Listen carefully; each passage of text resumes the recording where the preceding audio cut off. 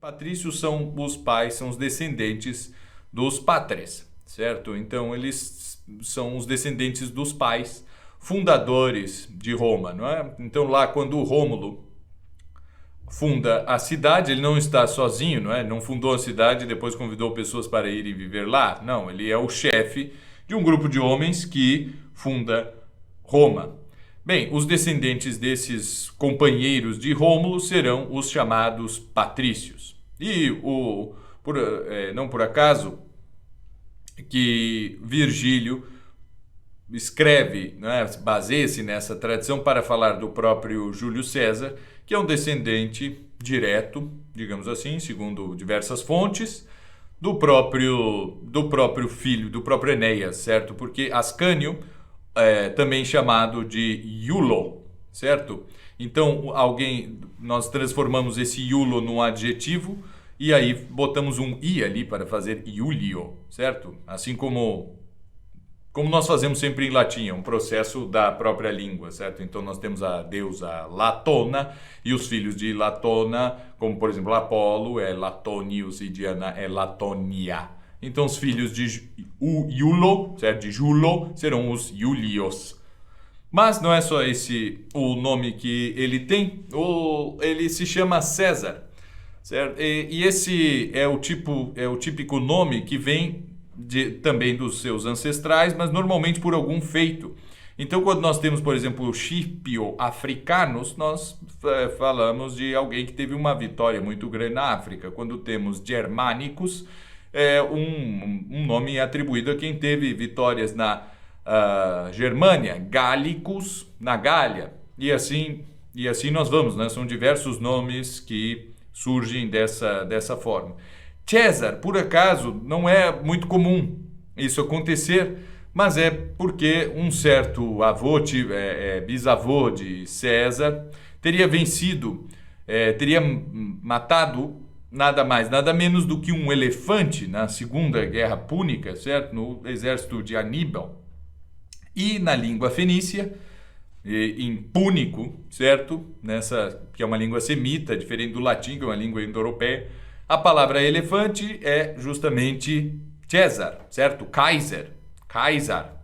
E aí vem, então, o nome de Kaiser. Bom, nós vemos que se o seu antepassado matou um elefante é porque ele estava no exército. Se ele estava num exército como um general, que inclusive teve a honra de receber esse sobrenome, não é? De elefante, por ser uma pessoa nobre e que tinha... né, já pertencia a uma certa nobreza.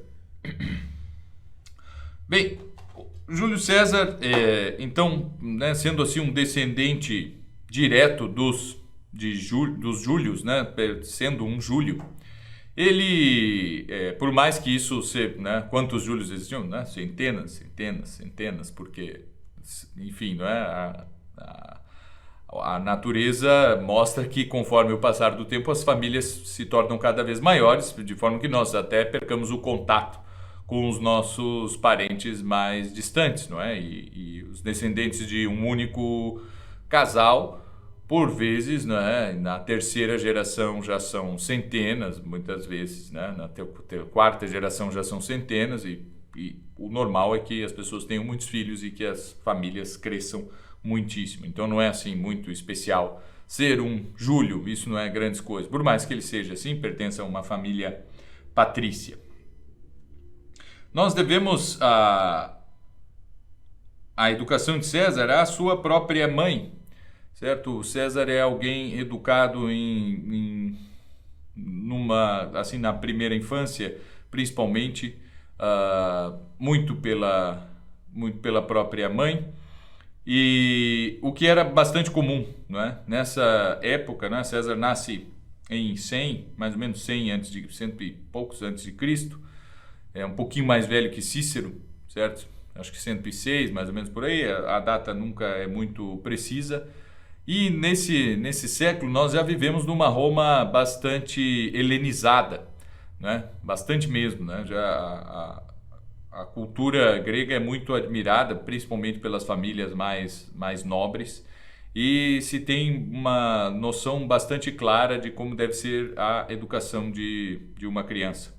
Então, inclusive com questões de dieta, de horários, né, e quantidade de tempo de sono e tudo isso, é bastante rígido, né? A forma como os romanos educam, baseando-se principalmente em algumas escolas mais filosóficas gregas, mas também existe um certo conservadorismo romano. Não é o caso, talvez, da família de Júlio César, não está entre as famílias mais conservadoras, assim, em parte sim, mas, né, nem tanto, de se retomar um ideal bastante frugal da vida, não é? E uma vida bastante austera, sem frescuras e tal. O que a cultura grega vem ser contrária, não é? Nós vemos personagens um pouco anteriores, como Catão, por exemplo, que justamente critica essa helenização que estava acontecendo, principalmente no século II a.C., né, onde a cultura grega acabava amolecendo os ânimos dos romanos, que era um povo ligado à agricultura, ligado à terra e ligado à força, né, à virilidade nas armas e tudo isso. E agora, como o pessoal só quer saber de escultura, só quer saber de música, de arte, de filosofia, literatura e não sei o quê, e está esmorecendo, né? A cultura romana está, propriamente dita, está acabando. E a questão é que, bom, sempre existirá um certo conservadorismo romano com relação a este tipo de coisa, não é? Depois nós vamos ver que com o cristianismo também, quando o Império Romano inteiro vai aos poucos se cristianizando, haverá dentre os cristãos uma tendência um pouco mais helenizante e uma tendência um pouco mais conservadora romana, como é o caso, por exemplo, de um Tertuliano, certo? Que é avesso mesmo a todas essas ideias helenistas, e busca algo muito mais aí voltado, né? O seu conservadorismo romano se transmite através de um conservadorismo cristão e que abole todo e qualquer tipo de filosofia e tal, como sendo algo supérfluo e desnecessário para quem possui a verdadeira religião, para quem possui a revelação divina. Mas bem, então Júlio César, educado pela mãe, já logo acompanha o pai e tios, enfim, né, está envolvido numa família de gente muito ativa na própria cidade de Roma, nas questões políticas, e acompanha, né, nas discussões do Senado, no fórum, nos tribunais, né, nos julgamentos, melhor dizendo, que aconteciam ali, e cresce, né, frequentando as escolas que já nessa época existiam, as escolas dos gramáticos, as escolas dos retores, e logo inicia a sua própria vida militar. Por volta dos 18 aos 20 anos, ele já tem certos cargos, não é? Existe toda uma hierarquia que é necessário seguir para se crescer na vida pública em Roma, e ele já exerce certos cargos no Oriente, certo? Macedônia, Ásia Menor e tal, e já se envolve em algumas conquistas, não é? Não são bem conquistas, são abafamentos de revoltas locais, em que ele lidera, tem certos cargos de liderança dentro do exército nestas situações, não é? Mas a grande questão é que essa educação que César teve, ela pode ter sido a educação de qualquer outro, né? Qualquer outro romano nas suas mesmas condições também foi bem educado, assim, teve a oportunidade de não precisar trabalhar nos campos e não é, de sol a sol, ou como um artesão, não é, como qualquer outra coisa. Ele pôde realmente se dedicar ao ócio, esse ócio de, bom, ir assistir uma sessão no Senado, ir assistir discursos, ir assistir decisões jurídicas, e tudo isso, certo? Bem como ele pôde ir para o exército. Não é bem assim?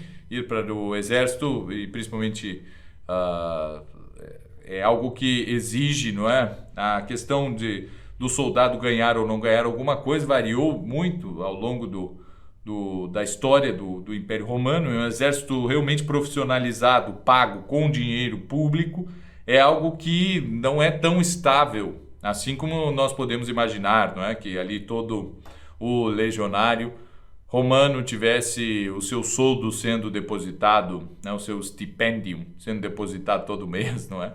Não é bem assim. Muitas vezes, olha, vamos para esta incursão em tal local e os espólios todos nós dividiremos, né? Então vocês poderão contar com esses espólios para vocês mesmos. Isso aí já motivava a gente a lutar e tal.